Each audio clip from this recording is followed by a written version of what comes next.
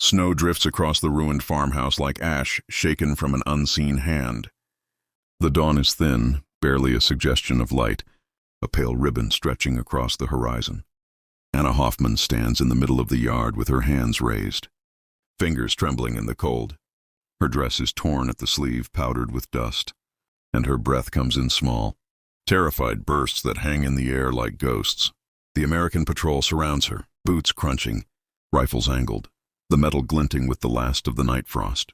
She can hear her heartbeat louder than their footsteps, louder than the distant artillery rumbling like a storm behind the clouds. Bitte, bitte nicht, she whispers. Please, please don't. Propaganda posters flash in her mind. Americans with wolfish grins, hulking silhouettes, hands dripping with imagined cruelty. Her mother's voice trembling over the kitchen table. If they catch you, Anna, pray they kill you quickly. But none of the soldiers look like monsters. They look young, too young, faces still soft beneath helmets, eyes ringed with exhaustion, not hatred. One steps forward, broad shoulders, mud-streaked uniform. His shadow stretches long across the frozen ground. Anna's knees nearly buckle. He reaches for her, fast. Her breath breaks. A short, panicked sob escapes her throat. She squeezes her eyes shut, bracing for the brutality she's been warned of all her life. Her hands tremble violently. For a split second she wonders if she should run, but her legs refuse to obey. Then, a gentler sound, fabric brushing fabric. A hand, steady and warm, touches her forearm. Not gripping, not tearing, not hurting, just checking.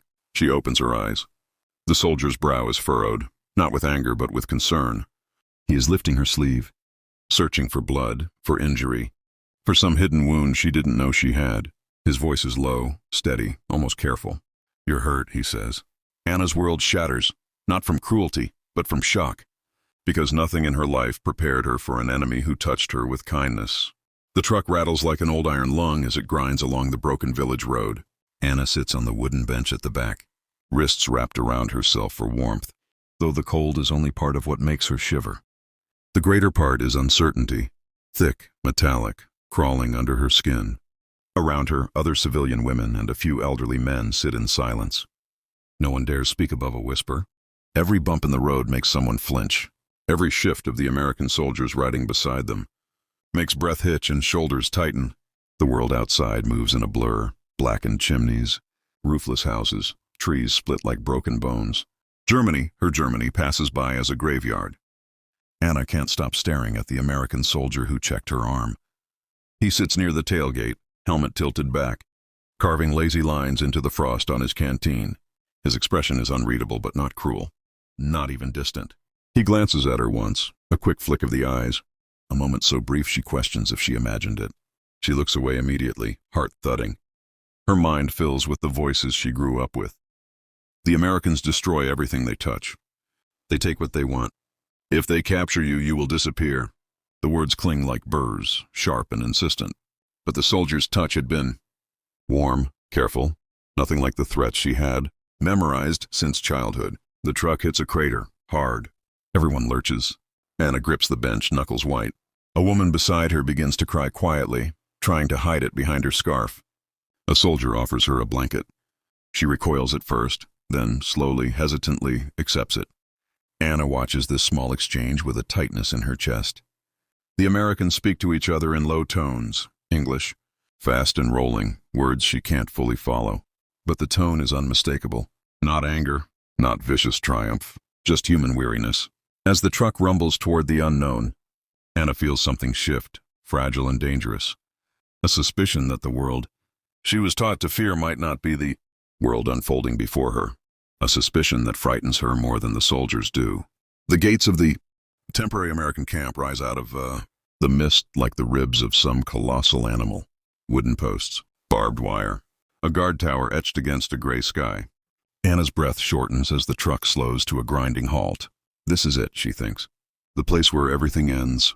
Soldiers jump down first, boots hitting the mud with dull, heavy thuds. They gesture for the civilians to follow. The women move hesitantly, each step small and frightened, like deer being driven toward an unseen cliff. Anna's legs feel carved from stone as she climbs down. Her shoes sink into the wet earth. The cold seeps instantly through the thin soles. An American officer approaches, tall, clean-shaven, clipboard in hand. His coat looks impossibly new, its fabric thick and unfrayed, so unlike the threadbare uniforms she's seen on retreating German soldiers. He begins speaking in clipped English. His voice is stern, but it does not bite. It does not threaten. A translator steps forward, a Czech man with kind eyes. "You will be checked for injuries," he explains gently. "Then assigned shelter. No one will harm you." The words ripple through the group like a strange, impossible wind. "No one will harm you." Anna's throat tightens. She doesn't dare believe it. A medical tent stands nearby, canvas flapping nervously in the winter breeze. When her name is called, Hoffman Anna, she almost cannot make her feet move. Inside, the air smells of disinfectant and boiled water. Bright lanterns cast warm yellow light over metal tables and crates, marked with red crosses. A medic approaches, a young man with sandy hair, sleeves rolled to his elbows. He motions toward a stool. "Sit," he says softly. Anna obeys, trembling. He examines the scrape on her arm where falling plaster cut her during the shelling. His hands are efficient but careful. He dabs the wound with antiseptic. It stings sharply. She sucks in a breath. "Sorry," he murmurs, almost apologetic. She blinks at him. "The enemy is apologizing." Then comes the moment that unravels her completely. The medic reaches into a metal tin and places something in her palm. A bar of soap. Heavy, white, faintly smelling of flowers. Her fingers curl around it instinctively as if it might vanish.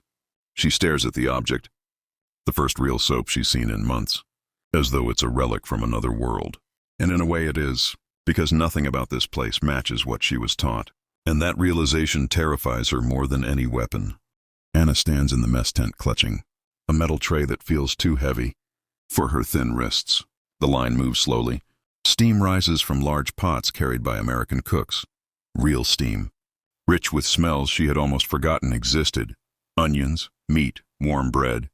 When the ladle dips in and spills thick stew onto her tray, she stares at it as if it's a hallucination. Chunks of carrot, strips of beef, actual flavor. At home, the last meal she shared with her family was a watery soup made from potato skins. A soldier places an apple on her tray, red, shiny, whole. She nearly cries. Around her, other women lift the fruit to their noses, inhaling like it's perfume. Some eat slowly, reverently. Others devour it with shaking hands, ashamed of their hunger. The abundance is overwhelming, beautiful, cruel. 2 days later, Anna is sweeping the corner of a supply tent, trying to repay kindness she doesn't fully understand, when she drops a stack of tins. They clatter loudly. Instinctively, she jerks back, bracing for shouting. Punishment, the sharp snap of orders. Instead, the American sergeant bends down to help her. "No problem," he says, handing her one of the tins. She freezes. "No problem?" She expected anger. Instead, she receives patience, respect, even a small nod of thanks. When she continues her work, it unsettles her more than cruelty ever could. In the evening, soldiers gather around a small radio near the guard station. Voices crackle through the static, American music, smooth and warm like melted honey. Laughter. Advertisements for things. Anna has never seen refrigerators, cars, something called Coca-Cola. It feels like listening to a different planet, a world untouched by ruins, untouched by hunger. Anna closes her eyes and tries to imagine a street where buildings still stand, where windows glow at night. But all she can picture is Königsberg in flames. That night, lying on a cot softer than anything she has slept on in months, Anna writes in a borrowed notebook. Why are they kind? Why do they help us? I eat more here in a day than my mother has eaten in weeks. I feel guilty with every bite. Is it wrong to accept kindness from those I was taught to hate? Her handwriting trembles. Gratitude, guilt, shame. 3 currents pulling her in different directions, threatening to tear her apart. Days pass, but the strangeness only deepens. Anna moves through the camp like someone suspended between 2 worlds, one built from fear, the other from bewildering gentleness. Letters arrive from Germany. Not for her, she has no address anymore, but for others in the civilian group. Each letter is opened slowly, as if the paper itself might crumble. The news spreads quietly, like a disease of sorrow. Our street is gone. Father hasn't returned. No bread for 3 days. The words linger in the air, heavy and collapsing. One evening, Anna sits near the edge of the camp fence, watching American soldiers toss a ball back and forth under the fading sun. Their laughter is easy, careless, untouched by the apocalyptic weight she carries. It unsettles her. How normal they seem, how untouched by famine or fear. A medic passes by and offers her a cup of something warm. Hot chocolate, he calls it. A soft drink from home. She sips. Sweetness explodes across her tongue, real sweetness. Deep and creamy, and her eyes sting instantly. Not from taste, but from what it means. That such luxury exists while her own people starve. That the enemy lives in a world where warmth and comfort are ordinary. And that she is beginning, quietly, terribly, to feel safe here. It's confusing, she writes in her notebook later. The greatest cruelty is not violence. It's this kindness that makes me question everything I believed. I was ready to hate them. I prepared myself for it. But how do you hate someone who hands you bread before taking any for himself? She stares at the page, unable to continue. Every kindness is a crack in the armor she's worn her whole life. Every warm meal loosens another thread of the identity she thought was unbreakable. And the worst part is simple. She no longer knows who she is supposed to be. The announcement comes at dusk, when the sky is the color of cooling embers. The civilians are gathered near the central yard, breath misting in the evening air. An American officer steps forward, reading from a thin sheet of paper. They will be released, escorted back toward their home regions, given food for the journey.